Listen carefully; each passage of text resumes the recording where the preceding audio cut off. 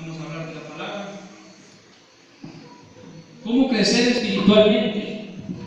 ¿Y de quién depende el crecimiento? Dice la palabra, hermanos, que el crecimiento espiritual depende de Dios en primer lugar, ¿verdad? Dice que el crecimiento lo ha dado Dios. Amén. El crecimiento espiritual lo da Dios, pero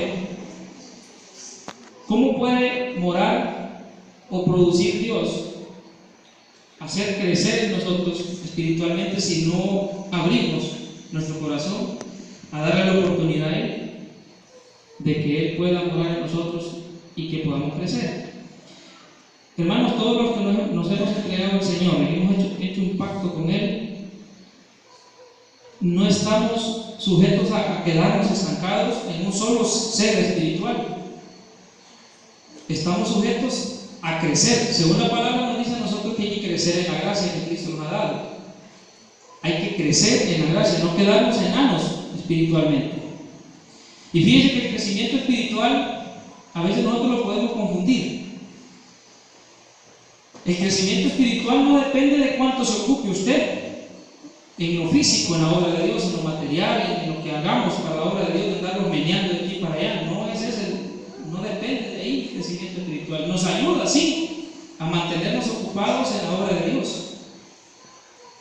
Pero necesitamos nosotros un tiempo de silencio en nuestra vida con Dios. Si nosotros no dejamos un espacio en un momento en el día de concentrarnos en Dios, en orar y estudiar la palabra, no vamos a sentir llenura espiritual. Entre más ocupación tengamos nosotros en la obra de Dios, materialmente hablando, menos nos vamos a dedicar a concentrarnos una hora por lo menos en la palabra de Dios. Entre más se ocupe usted y más responsabilidades tenga, no va a sentir que hay llenura en su corazón. Usted va a estar ocupado todo el tiempo. Pero si usted se dedica una hora en el día a concentrarse, a orar y a estudiar la palabra, usted va a sentir fortaleza espiritual y va a crecer espiritualmente. No depende de cuánto se afane usted en hacer algo para la obra de Dios, el crecimiento. El crecimiento sí crece en otras áreas, pero espiritualmente es otro punto diferente. Amén. Entonces, vamos a leer en el libro de San Lucas, capítulo 2, versículo 40. Vamos a ver qué nos dice la palabra de Dios aquí. San Lucas, capítulo 2, versículo 40. Miren lo que dice la palabra de Jesucristo.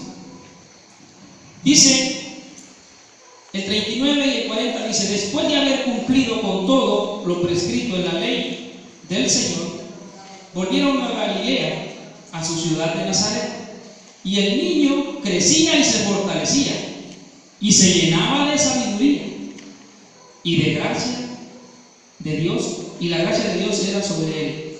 El 52 abajo dice: y Jesús crecía en sabiduría y en estatura. Crecía en sabiduría y en estatura y en gracia para con Dios y los hombres. Entonces, nosotros, hermanos, empezamos como un niño en la iglesia. Cuando usted se bautiza, se arrepiente y se bautiza en la iglesia, empieza como un niño tiernito, ¿verdad? La niña que nosotros tenemos todavía no se fija bien, pero ya empieza a ver para todos lados. Recién nacida no podía ver, no podía concentrar la vista, así empezamos nosotros. Cuando empezamos en las cosas de Dios, queremos hallar el camino. ¿Cómo es esto? Para poder hacer los primeros pasos que debemos de hacer como hijos de Dios. Pero ¿qué sucedería si nosotros nos arrebatamos a enseñarle a alguien nuevo algo que todavía no tiene el discernimiento para entenderlo? Entonces lo empacharíamos y lo que haría la persona es enfriarse espiritualmente o retroceder, porque la cruz de Cristo, hermanos, no es fácil llevarla. No es fácil llevarla, y cuando vienen los problemas, cuando vienen las pruebas, ahí demostramos nosotros cuánto amor le tenemos a Dios. Cuando usted está siendo probado por alguna dificultad, usted demuestra qué grado de amor le tiene a Dios. Y no todos la fortaleza de poder enfrentar una situación difícil en la vida de nosotros.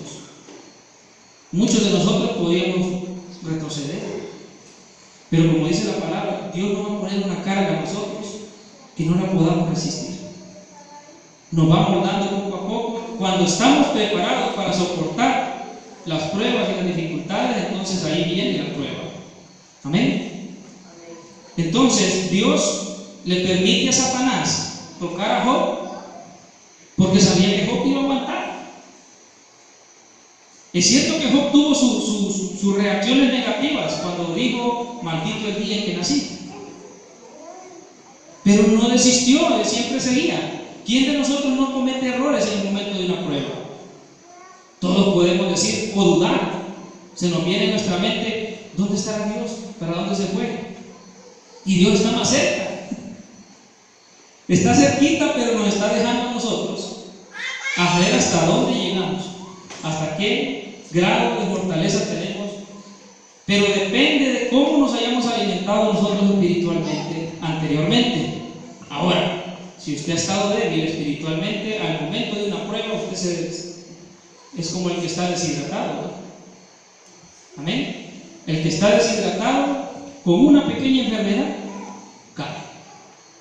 Entonces, si nosotros como hijos de Dios no nos alimentamos en nuestro hogar, hermanos, el crecimiento espiritual en nosotros no depende solamente de que otro nos esté dando alimento.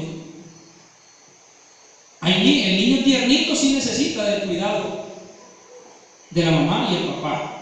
Está le dando la leche a la hora, ¿no? Pero ya cuando el niño ya está grandecito, él va a agarrar la comida por sí solo. Él se alimenta cuando tiene hambre, se va para la cocina a buscar qué comer. Amén. Pero no todo el tiempo usted espere que le llegue el alimento a la boca. Llega tiempo que nosotros debemos de depender de nosotros mismos en la vida espiritual. No tenemos que esperar que otro nos esté todo el tiempo. ¿Cuándo usted va a lograr alimentar a otros? Esta es una cadena. Usted tal vez habla de la palabra a alguien. Ese alguien va a aprender un día el Evangelio del Señor, tal y como nos enseña la palabra, las Escrituras, y va a servir para otro, y así una cadena. Pero no todo el tiempo usted espere que ser alimentado, usted busque el alimento también. Entonces, ahora, eso depende, hermanos, del interés que tengamos nosotros de crecer espiritualmente. Y si usted crece espiritualmente, va a sentir grandes maravillas en su vida personal. Va a sentir un blindaje espiritual que cuando alguien lo juzgue o lo critique, usted no va a sentir nada por aquello. ¿Por qué? La fortaleza espiritual va a hacer que no sienta aquello usted. La crítica, que lo juzguen o que le digan cualquier cosa, no le va a afectar. ¿Por qué? Porque es fortaleza espiritual. Pero esa fortaleza espiritual se necesita entregarnos más al Señor, como lo hizo Jesucristo. Jesús fue tentado por Satanás, pero ya había sido preparado él, porque se esforzó. Cuando él ayunó 40 días en el desierto, pudo soportar la tentación de Satanás, pero es porque había sido, él se preparó. Ahora, nosotros tenemos que preguntarnos cuánto tiempo le dedicamos a Dios en nuestros hogares. Nos sentamos a orar un ratito, siquiera un minuto. O por lo menos en nuestra mente nos acordamos de que hay que orarle al Señor. Algunos de nosotros no nos acordamos en todo el día. Y debemos de ser sinceros con Dios. Y decirle: Señor, a mí me falta mucho para sentir tu verdadera presencia. Mire que la palabra perseverancia muchas veces la confundimos nosotros. Perseverar, la gente lo mira como estarse congregando todos los días. Y no es eso, perseverar totalmente. Está bien porque Dios, la palabra lo manda, dice: no dejéis de congregaros como algunos tienen por costumbre. Pero también perseverar significa que cuando usted salga de la puerta de la iglesia, usted anda buscando andar a cuentas con Dios. Todo el tiempo donde ande, usted busca estar a cuentas con Dios. Pero no es perseverar solo estar viniendo a la iglesia y afuera dar frutos para que sea vituperado el Evangelio del Señor. Entonces, dice que Jesús crecía en estatura. Algunos de nosotros ya en estatura ya no crecimos, ya nos quedó. nos quedamos estancados. El que es bajito y el que es alto, hermano. Ya llegamos al tope. Pero espiritualmente tenemos mucho que crecer nosotros. Espiritualmente, cada uno debemos de evaluarnos cómo andamos y cuánto nos falta que dedicarnos. Fíjense, cuando nosotros empezamos, los primeros, cuando empieza uno en la iglesia, empieza con un deseo. Yo no sé si se acuerdan ustedes cuando iniciaron, porque ya tienen unos años de estar en la iglesia. Cuando uno inicia en la iglesia, siente un deseo hasta de hablarle a otros de lo que usted está aprendiendo, y dice que es bonito, y trata de convencer a otros, y hasta se enoja porque el otro le dice que no es así, pero usted se siente con deseo. Pero con los años va menguando aquel. ¿Por qué es? Se ha dejado el primer amor. Cuando la palabra dice que no nos olvidemos del primer amor, está hablando de esos primeros días de espiritualidad, cuando usted inicia la carrera espiritual. ¿Sí, hermano?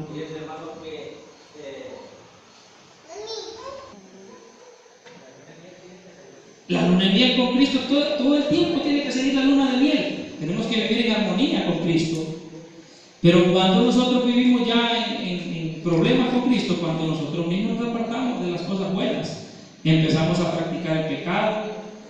Y yo creo, hermanos, que cuando el pecado en nosotros está oculto, usted se va a morir practicándolo y nunca jamás va a salir de él. Pero si el pecado es visto, cualquiera le va a decir, hermano, no haga eso es malo, porque lo mira haciendo lo malo. Pero el pecado oculto, ese lo va a llevar a condenación si nosotros no lo queremos dejar, porque ya es personalmente con Dios lo que nosotros hagamos. A veces nosotros, el que es espiritual, porque no todos somos espirituales, algunos tenemos un grado de espiritualidad, podemos poner porcentaje, tal vez al 100 nadie, solo Jesucristo posiblemente llegó al 100, porque en un momento en la cruz dijo también, Padre, ¿por qué me has abandonado? Sentía debilidad también, igual a nosotros.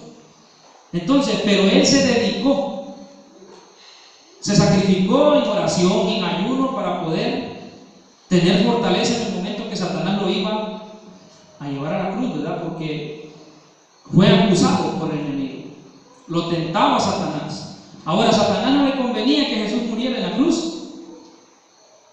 Por eso es que Satanás entra en Pedro y le dice a Jesús, Pedro, Señor, no vayas allá, a Jerusalén era verdad, no vayas a Jerusalén porque te van a matar.